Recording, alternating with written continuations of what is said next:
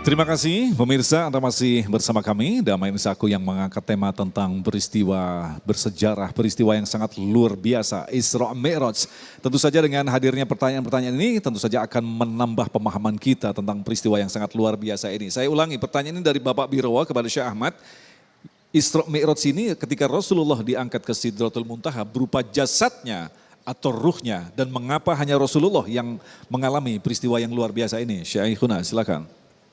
Bismillah, alhamdulillah, salatu wassalamu ala sayyidina rasulillah wa alihi wa sahbihi wa man wala. Mengapa peristiwa ini terjadi bagi Rasulullah? Allah kalau melakukan sesuatu tidak boleh ditanya untuk apa. Kita sebagai orang beriman, sami'na wa ata'na, kami dengar, kami taat. Yang kedua, Allah jelaskan sebagian, linuriyahu min ayatinal kubra. Peristiwa seperti yang disampaikan Buya tadi, peristiwa yang besar akan diberikan dan terjadi bagi orang yang besar.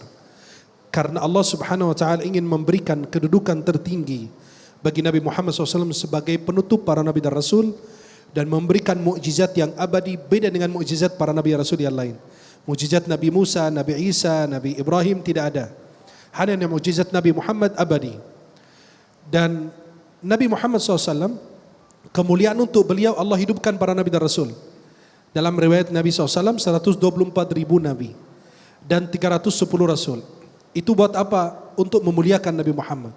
Dan bersumpah dalam Al-Quran dengan umur Nabi Muhammad. Jadi tidak pernah terjadi bagi Nabi dan Rasul yang lain. Panggilan Allah kepada Nabi yang lain, ya Adam, ya Nuh, ya Ibrahim, ya Yahya, ya Isa, ya Musa, ya Daud dalam Al-Quran. Tapi kalau Nabi Muhammad, ya Ayuhan Nabi, ya Ayuhan Rasul, ya Al-Muzammil, ya Al-Mudathir. Kalau dipanggil Muhammad, di belakangnya ada Rasulullah.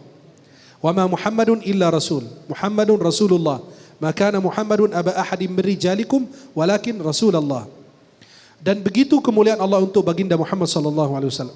Dan syafaat terbesar, syafaatul uzma, diberikan kepada Nabi Muhammad.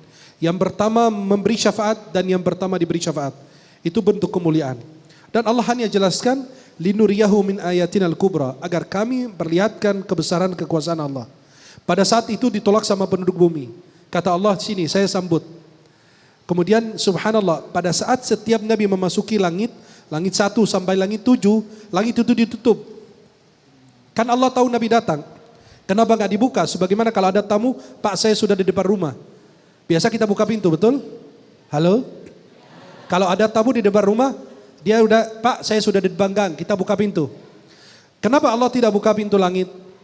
Pada saat langit 1 sampai langit 7, Jibril minta izin dibukakan langit. Penjaga langit bertanya, siapa bersamamu? Kata malaikat Jibril, Muhammad. Malaikat tidak nanya, siapa Muhammad? Berarti mereka sudah kenal. Dan dia tidak ditanya, dia hanya cuma bertanya, apakah dia sudah diutus? Kata Jibril, sudah diutus. Ketika beliau dibukakan pintu langit, kalau Nabi langsung naik ke langit 1 sampai 7, tanpa dikunci dan ditutup, Nabi berpikir langit itu terbuka terus. Tapi beliau, Allah ingin perlihatkan kepada Nabi Muhammad, langit itu di kami kunci. Tapi karena engkau datang, kami buka khusus. Halo? Jelas? Dan banyak sekali hikmah yang lain. Itu yang kedua. Berkaitan dengan apakah Nabi Jasad Isra Mi'raj jasad dan atau roh. Atau roh dan jasad. Ya. Memang jadi khilaf ulama. Ada yang bilang dengan jasad, ada yang bilang dengan roh. Yang tepat yang mana? Kata ulama, hampir mayoritas. Ulama wal fuqaha wal mutakallimin. Semua mengatakan Nabi SAW Isra Mi'raj dengan jasad dan roh. Kalau cuma sekedar roh, hanya mimpi. Antum kalau bermimpi, tadi malam saya sarapan di Turki, makan siang di Australia, makan malam di Indonesia. Ada yang berani membantah? Nggak ada yang membantah. Kenapa? Boleh mimpi, tapi jangan hidup dalam mimpi. Betul? Kalau sekedar mimpi, mereka nggak berani membantah. Tapi karena ini peristiwa terjadi, dan Allah sudah ceritakan dalam surat Al-Isra dan surat An-Najm, maka tidak berani kita membantah. Karena peristiwa ini terjadi dengan roh dan jasad.